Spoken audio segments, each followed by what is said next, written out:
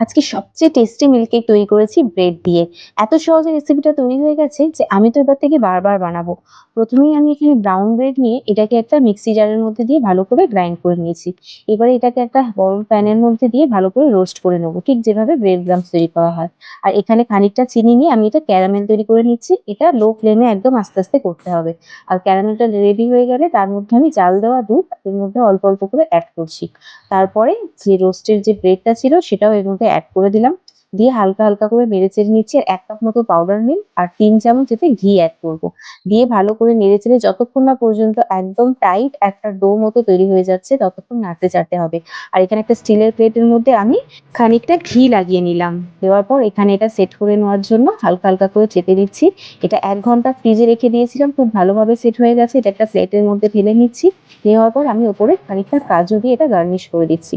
আর ছুরি দিয়ে এটাকে কাট করে নিচ্ছি। তো এখানে দেখতেই পাচ্ছেন আমাদের মিল্ক কেকটা একদম রেডি হয়ে গেছে। দেখতে যতটা সুন্দর লাগছে খেতে কিন্তু ততটাই টেস্টি। আপনারা একবার হলেও রেসিপিটা ট্রাই করে দেখবেন। এতটা সহজে এত ভালো একটা রেসিপি তৈরি হয়ে যাবে যে আপনাদের বিশ্বাসই হবে না।